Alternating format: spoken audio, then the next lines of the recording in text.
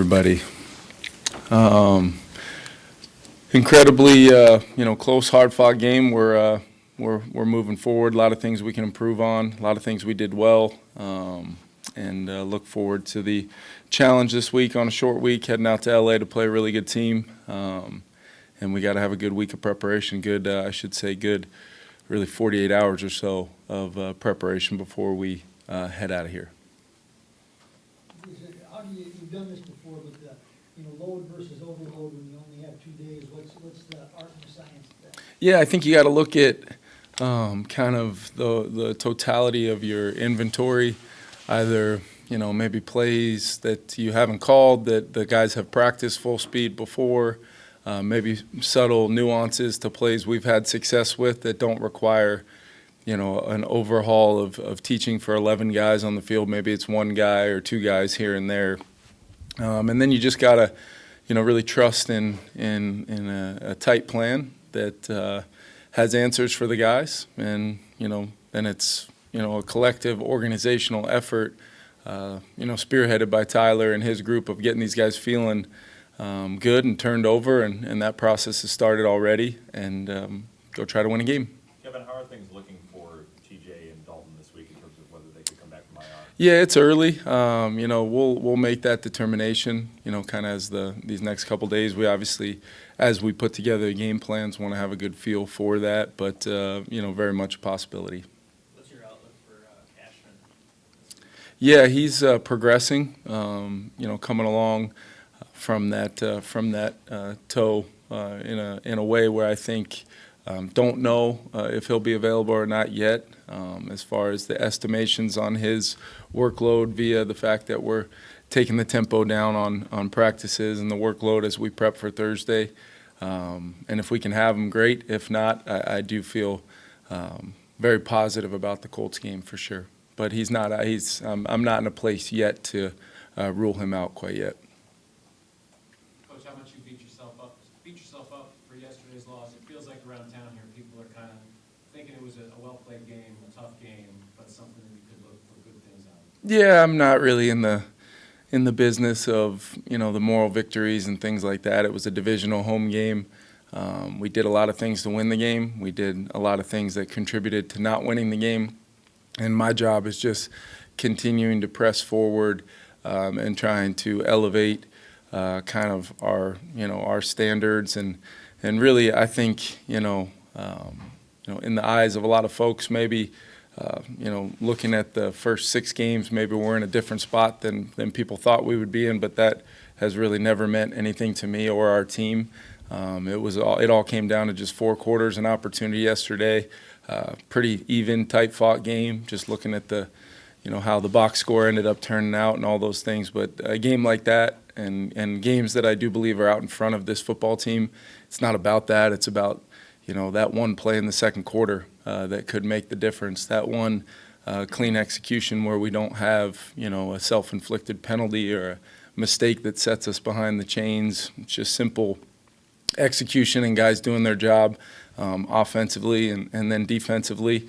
It's the same thing, trusting in the plan and doing everything we can on an every snap basis to give ourselves the best chance to win football games. And regardless of the opponent, that's what we have to do. Different challenges each and every week in this league. Sometimes it's the situation of Thursday game, Sunday night game, Monday night game, whatever it is.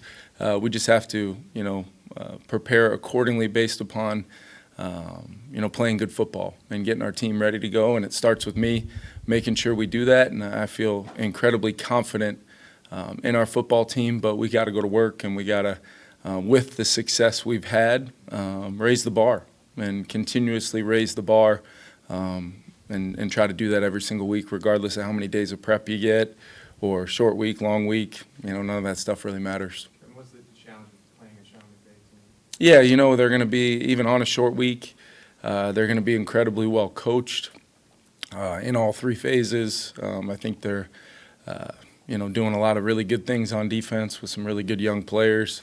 It's a high intellect scheme that I know they'll have, some things for our offense with his understanding of kind of the foundation of maybe a lot of the things that we do. So we've got to prepare for that. And then, expecting them to have Cooper back in the offense. And anytime you're playing against Matthew Stafford and Cooper Kupp, you better be on the screws because they're going to be, regardless of if Coop's been out for a little bit. I mean, he's going to be the execution's going to be very, very high, even on a short week. And that's going to be all 11 in all three phases when you play a really well-coached team like the Rams. To what extent have you kind of maintained your friendship over the years since you left there and came here and you're busy, he's busy? Yeah, no, he's one of my closest friends in this league. I have so much love for him, and that's been well documented. But you're right, it's these seasons get going, and it ends up being a text message here and there versus when a guy that had an incredible impact on not only my coaching career but just me as a human.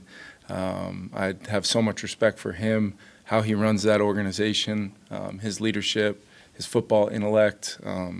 He's as good as it gets, and I've got nothing but love for him, and we'll always be like that. And we'll always look back on those 2 years as incredibly impactful on not only my career, but getting to culminate it, winning a Super Bowl was something that I will not ever forget for sure. Kevin, three years in here, how often do you find yourself going back to the memory bank of something you learned kind of about being a head coach? Yeah, I think all the time. I think that's a great question.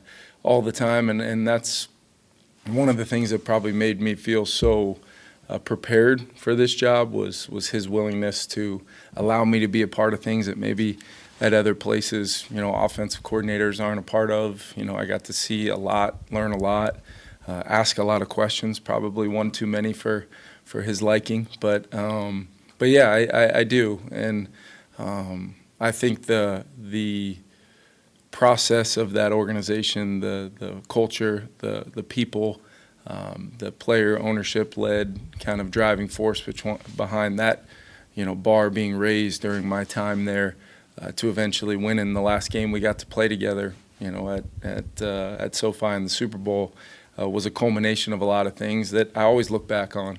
That's a huge part of my experience that led me to this opportunity, and like I said, felt incredibly prepared for it, with much of it having to do with my 2 years there.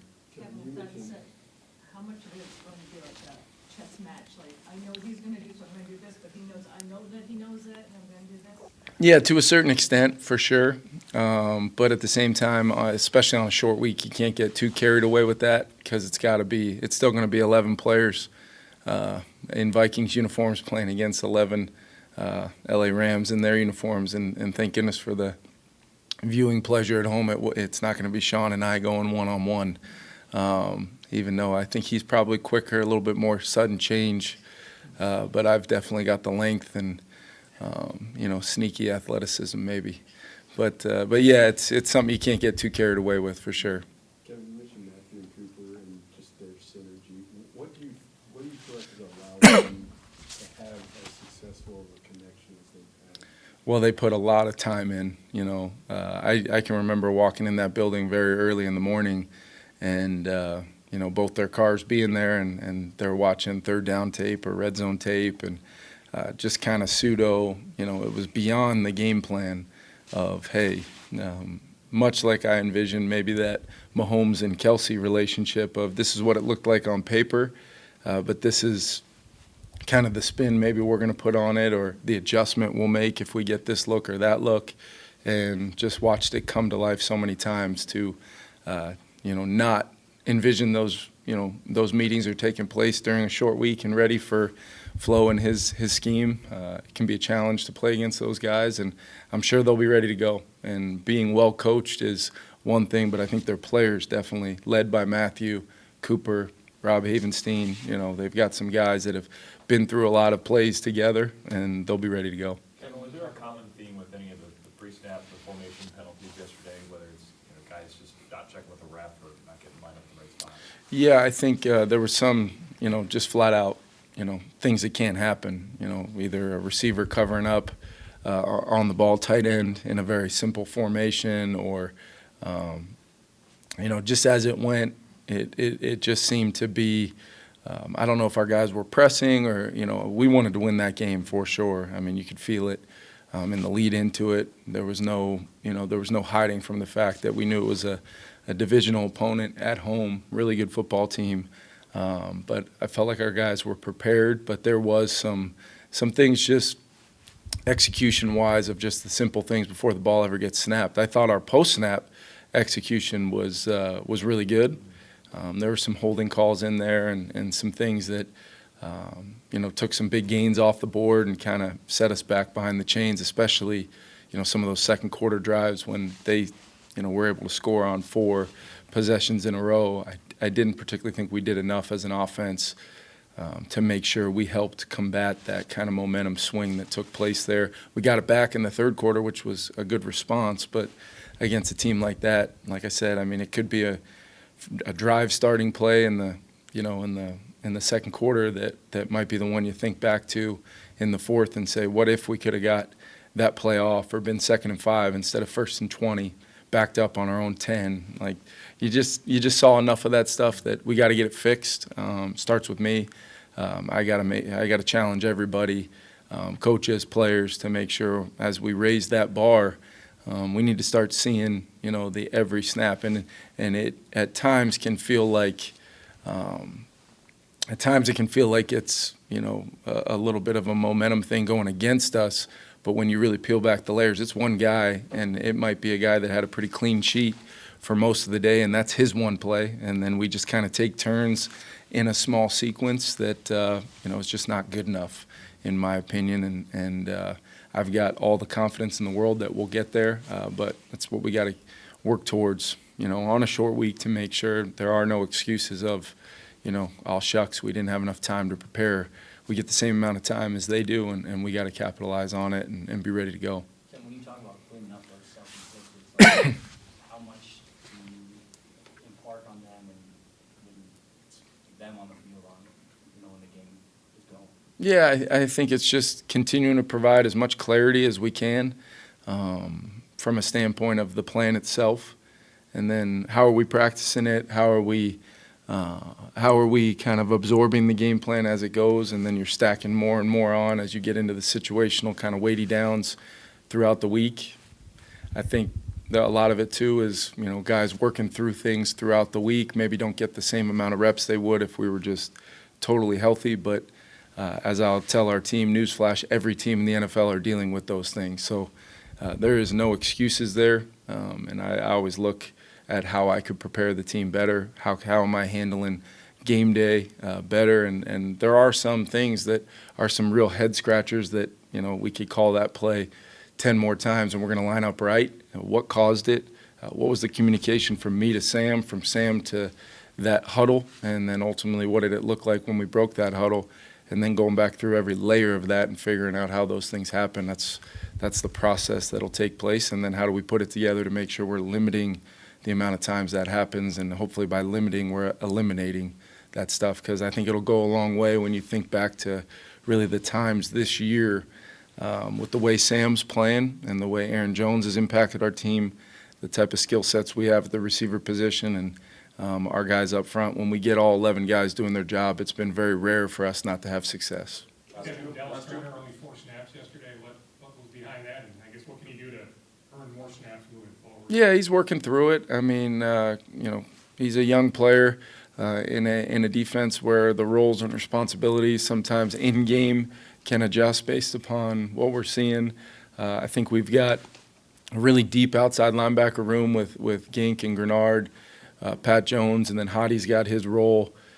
So I think we're going to continue to see Dallas have an impact. It may be a growing thing as we go here, but trust me, I've got a ton of confidence in Dallas, and he's growing within a pretty high level IQ defense, and I think he's an incredible fit in our defense, not only in the present, but in the future as well, and he's going to be an absolute monster for us. But sometimes there's some, the way the game flow goes, there might be, what personnel are they using and how do we want to match that personnel, things like that. And then the adjustments we make in games sometimes to activate, Andrew Van Ginkel and his high IQ and allow him to kind of have the hard down and allow other players to play fast. We do that with Metellus, we do it with Harry, we do it with some of our guys, and total trust and confidence in flow and how we're using our guys. I think there was a stretch there where we lost the momentum a little bit, and then we made some adjustments and put together a nice drive offensively to start the second half, and then kept that thing close all the way down to the very end. Would have loved to be able to finish that thing out without having our defense go back on the field. But, yeah, just in general, I think DT's growing every single day, and, more excited about him now than I was even when we drafted him, and everybody, it's been well documented, my response to when we drafted him. Kevin, on that final third down play, without getting into the exact intent of it, just was it too cluttered on that side with the receivers? Yeah, I think we got to maximize the space a little bit better, whether that's our pre-snap formation or just, finishing the concept the way we need to finish it. We do not want to have those two players kind of stacked there. As Sam's moving to it, kind of a play that had a separate play attached to it. If we got a different defensive look, and then, that's a throw and catch that I think if we have a clear path to throw Justin right there, I think we throw and catch that thing and move on. I also thought there were some real opportunities. We got 5 on the first one. I thought there was some space in there on the second one as well. That could have been a scenario where a little bit cleaner all the way around, a little bit, just a little bit more, a little bit better execution. But we did want to, try to get that first down. And we had kind of it was a unique game where kind of the flavor of the day shifted as the game went on to a little bit more, kind of different variations of man coverage. That gave us a chance to kind of combat a lot of what we had seen. Just did not have clean execution all the way from snap to whistle on the play that I did think affected that one, Alec. Thank you.